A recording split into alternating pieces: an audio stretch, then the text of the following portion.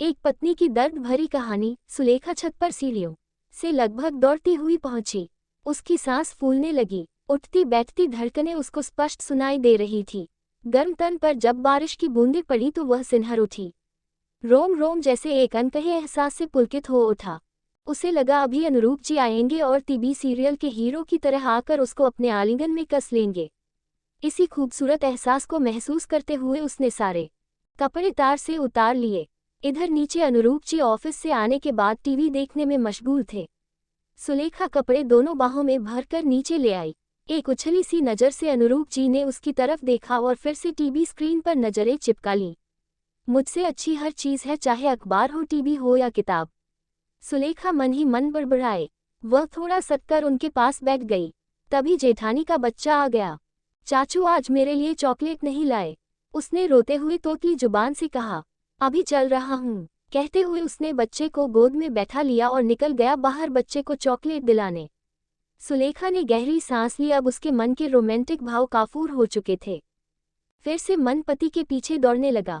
कितने सपने देखे थे उसने पति के लिए कि विवाह के बाद अनुरूप अपने नाम के अनुरूप ही उसका ख्याल रखेगी, उस पर किसी फिल्मी दीवाने प्रेमी की तरह जान छिड़केंगे। बिल्कुल उसी नीले बड़े घोड़े वाले राजकुमार की तरह जो अक्सर उसे सपने में अपने घोड़े पर बैठाकर दूर खूबसूरत वादियों में घुमाने ले जाता और उसके गैसुओं की छांव में बैठकर उसकी नज़रों से नजरें मिलाकर न जाने कितनी ही अनसुनी बातें कर जाता। बहू आज खाने में कुछ हल्का सा बना लेना, ज्यादा गरिष्ठ भोजन ठीक नहीं रहेगा रात में। सुनकर सुलेखा चुप रह गई और प्रत्युत्तर में बस गर्दन ही हिलाई। सुलेखा सोचने लगी, रात के व्यक्तिगत पलों में अनुरूप के पास उड़ेलने के लिए प्रेम का अथाह समुद्र होता है जो भोर होने से पहले ही सूख जाता है और उस दलदल में सुलेखा का वजूद जैसे कहीं खोसा जाता है। प्रेम भी अजीब सा होता है, बस थोड़े से ही में खुश। प्रियतम अगर प्रेम भरी निगाह निगाह से मिला ले तो सारे सिकवे गिले और दुख दर्द दूर हो जाते हैं।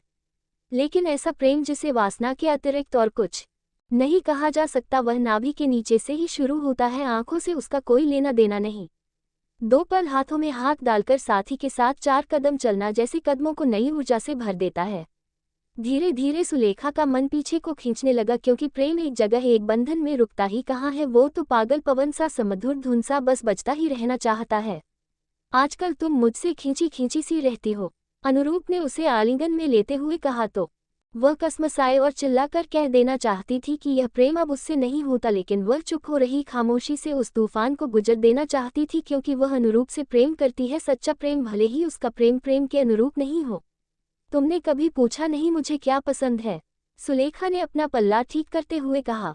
अरे इसमें पूछना ही क्या, हम तुम एक ही है न, दो जिस्म एक जान, अनुरूप ने करवट लेकर अलसाए आवाज में कहा। प्रेम के बीच फिर से यह जिस्म शब्द आने से उसका मन विचलित हो गया। वह खामोश हो गई, उस नदी की तरह जो तूफान लिए होती है। और खामोशी भी, सबकी अपनी अपनी परिभाषाएं हैं प्रेम की, लेकिन क्या निर्वाह करना अपने प्रियतम से भी प्रेम है या कुछ नहीं।